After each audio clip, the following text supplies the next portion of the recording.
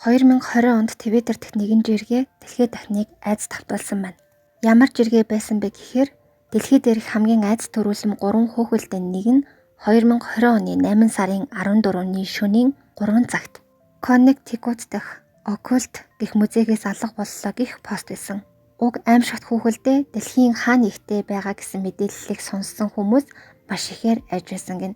Яагаад энэ хүүхэлдээ алга болсон гэх мэдээлэл дэлхий дахныг айлгсан юм бол? Хаалга нэгэд харах бүрт байрлалаа өөрөө солиод хаан чамаагүй хөвтөж байдаг хүүхэлдээ. Хөнгөн өрөөнөөс сонсогдох хот хотын их дуу хоолой. Гүйж байгаа бяцхан охин харагдаад алга болох гээд сонсоод л шар ус босон үйл явдлаар дүүрэн Аннабель гэх киног бодит явдлаас сэтгэлэн бүтээжээ. 1970 он Нью-Йорк Хертберт хот сургууль нь хол учраас найз Энжигийн гэрт амьдрахаар болсон Дуна гэдэг охин ачаагаа гаргаж цэгцэлж эхлэхэд түүний ачаанд хэдхэн хоногийн өмнө төрсөн өдрөөр нь ээжийнх нь бэлгэлсэн том хүүхэлдэй байдаг. Энэ хүүхэлдээ 1915 онд бүтээгдсэн түүнийг Raggedy Ann гэдэг. Америкийн зохиолч Johnny Greuel 1915 онд хүүхэлдэй хэлбэрээр бүтээж 1918 онд Raggedy Ann-ы түүхүүд гэх ном болгон олон нийтийн хүртээл болгосон байдаг. Уг хүүхэлдээ улаан өнгийн утсан үстэй, гурвалжин хамартай, даавуугаар хийгдсэн байсан. Дунагийн ээж нэгэн хуучин хувцсны дэлгүүрээс авч байсан гин. Эзэн нь хэн гэдг нь мэдэгдэхгүй уг хүүхэлдэйг гаднаас нь харахад онцгой зүйл байхгүй энгийн хүүхэлдэй байсан. Дуна аваад удаагүй шинхэн бэлэг болох хүүхэлдэйгээ ер нь бол биеэсээ салгадаггүй ундахтаач өөртөөгөө ойр тавиад унтдаг байсан. Нүүж ирсэн өдрөө ундахаар хөвтөхдөө хүүхэлдэйгээ орныхоо хөл тавиад унтсан гин.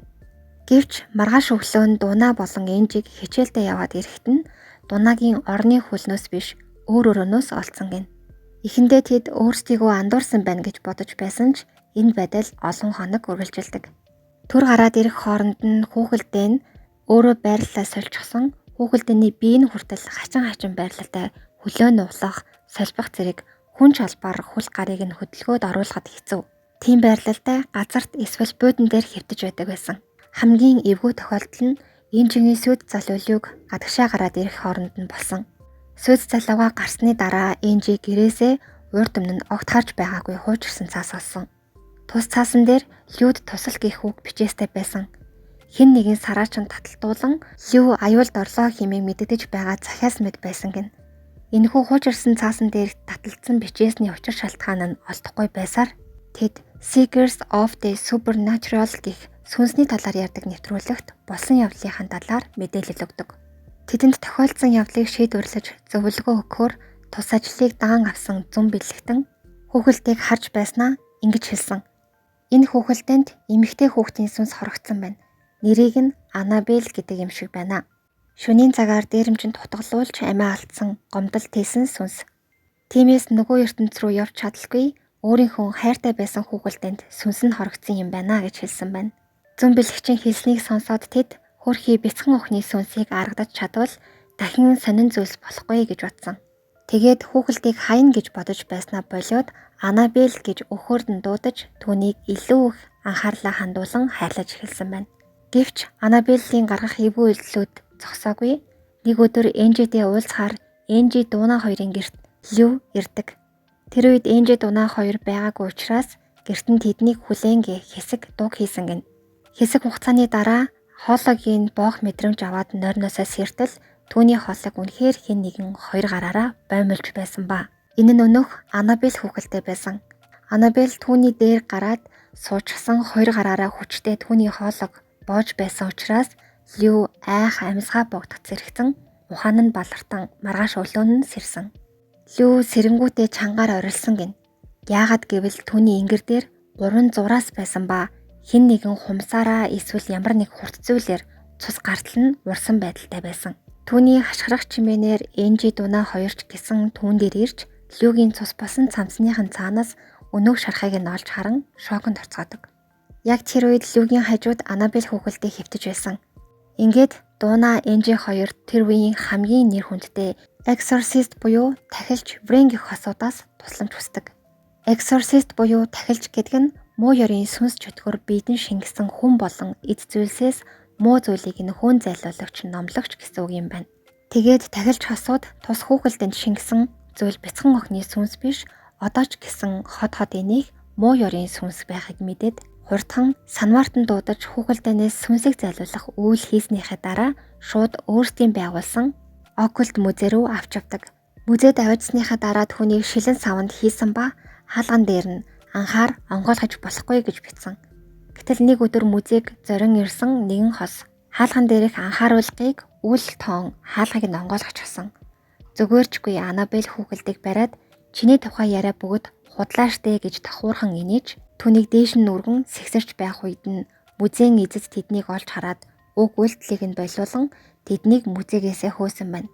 Тэгээд тус хосыг явсны дараа аимшигт мэдээд уулцсан. Хосууд музейгээс буцах замдаа мотоциклтай явж байгаад осолцсон ба эрэгтэй нь газар дээрээ амьсгал хурааж эмэгтэй нь ухаангүй байдалтай олдсон гэх мэдээлэл байсан.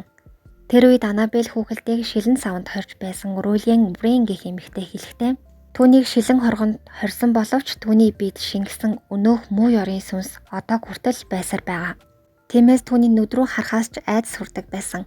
Аль болох түүнтэй харц тулгарахгүй хичээдэг. Оккульт музейд байгаа бүх хүүхэлдээнээс Анабель хамгийн айдас чихүүдэс төрүүлэн мэн гэж хэлж байсан. Юр бусын үзэгдлийг судлаач Exorcist буюу дахилж хосууд 1952 онд уг чиглэлээр компани хүртэл байгуулж чадсан нь тэднийг ийм хэмжээний чадвартай олон чирэгдээр амжилттай ажилласан гэдгийг баталж байгаа юм. Тэд амьсгал хураах хүртлээр 1000 гаруй хэрэгдээр ажиллаж тус асуудлуудыг нь шийдэж байсан. Асуудлын ажиллаж байсан тэр олон хэрэгүүд дундаас хамгийн хүчтэй муу ёрийн сүнс шингэсэн буюу хосууд өөрсдөө сүнсийг нь зайлуулж чадахгүй, сүнсийг нь хорж гацаасан эд зүйлс болон хүүхэлдэйнүүдийг цуглуулan тэр газраа оккульт музей хэмээн нэрлсэн байдгийм байна. Хосууд нас бараад яг жилийн дараа буюу 2020 онд Анабель хүүхэлдээ оккульт музейгээс алга болсон юм шиг байна гэх жиргээ Твиттер дээр постлогдсон бөгөөд тус жиргээг олон мянган хүн шеэрлэж дамжуулснаар дэлхийд дахны сонорт хүрч олон хүнийг айц тавтуулаад байсан. Үүнээс болж Анабелийн талаар аимшигт яриа дахин сөхөгдөх болсон. Гэхдээ хэсэг хугацааны дараа музейн зүгээс Анабель хүүхэлдээ шилэн хоргондоо одоо хүртэл байгаа гэх мэдээллийг гэрэл зургийн хамт олон нийтэд түгээснээр сая л нэг хүмүүс амар тайван болцоосон гинэ. Хүмүүсийг айц тавтуулсан хүүхэлдээ зөвхөн Анабель биш. Дэлхийн хамгийн аимшигтай 3 хүүхэлдээ Анабель, Роберт, Манди гэх 3 хүүхэлдээ байдгийм байна. Роберт гэх хүүхэлдээнээс санаа авч хийгдсэн кино байдаг бөгөөд тус киноны нэр нь Чаки. Энэ киног үзээгүй хүн ховор байх. Уг хүүхэлдээ нэрийг яагаад Роберт гэдэг вэ гэвэл түүний бяцхан эзнийг нь Роберт гэдэг байсан. Бяцхан хүү түүнд өөрийнх нь нэрийг өгсөн юм байна. 1904 онд Роберт хүүд 4 насны төрсөн өдрөөр нь гэрийн үйлчлэгч нь бэлэглэж байсан гэн. Роберт хүүгийн гэрт тус хүүхэлдээ ирснээс хойш хачин зүйлс босоор байсан ба хүүгийн эцэг их хүүгээ хэвийн бус байгааг нь ажигласан. Нэг өдөр хоолныхаа ширээний ард хүүхэлдээтэйгээ суучсан түүнтэй яг л амьд хүнтэй ярьж байгаа мэт хүүхэлдээтэйгээ хууч хурж байсан гин. Түүнчлэн өрөөнд нь хүүхэлдээнд ганцаараа байх үедээ хүн шиг ярих чимээ гаргах тэрч байтугай хүүхэлдээнд гадаа гүйж байгаагаар түүний нүдэнд харагддаг болсон байсан. Бүр тавилгуудыг нь хүртэл хөдөлгөх унгаах зэрэг үйлдэл гаргадаг байсан гинэ. Тус хүүхэлдэйн эзэн Роберт нас барсны дараа түүний байшин худалдаж авсан гэр бүлийнхэнд ч гэсэн аимшигтай үйл явдлууд тохиолдож байсан учраас бас л сүнс зайлуулагчдаас тусламж хүсэн мөн л музейд төвжиж орхисон гин. Өдгөө Флорида мужийн East Martello гэх музейд байдгийм байна.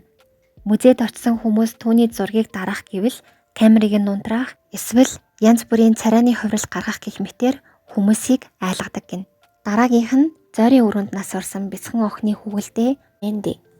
Уг хүүхэлдээ 1991 оноос эхлэн Канада улсад байдаг Queensnell музейд үзэгсэлэн болж тавигдсан. Нүүрнийх нь нэг тал нь хагарч суурсан энэ хүүхэлдээ бол нэгэн тосхонд шинээр нүүж ирсэн Лиза Соренс гэх эмэгтэй хүүхэлдээ гинэ. Уг эмэгтэй тосхонд нүүж очоод уг хүүхэлдэйг байшингийнхаа зойрноос олсон бөгөөд түүнээс хойш түүнд хачин зүйлс тохиолдож эхэлсэн гин. Цуу ярианаас бол уг хүүхэлдээ зойронд төгжигдэн амьсгал хураасан охины хажууд байсан гэх яриа байдгийм байна. Мэнди хүүхэлдэйг музейд тавьсны дараач гисэн хачин жигтэй зүйл болсоор байсан бөгөөд хамт музейд үзэсгэлэн болж тавигдсан эд зүйлс болон хүүхэлдээнүүдийг боснуулах эсвэл музейн ажилчдын хоол болон ном зэрэг нь алга болоод Мэндигийн хажуу ойр орчмоос нь олдох зэрэг тохиолдлууд гардаг байсан. Мөн шүн болохоор музей дотор хүүхдийн уйлж байгаа дуу хоолой сонсогддог гэнэ. Ийхүү түүнийг музей нэг буланд ганцааранг нь байршуулсан байдгийн байна.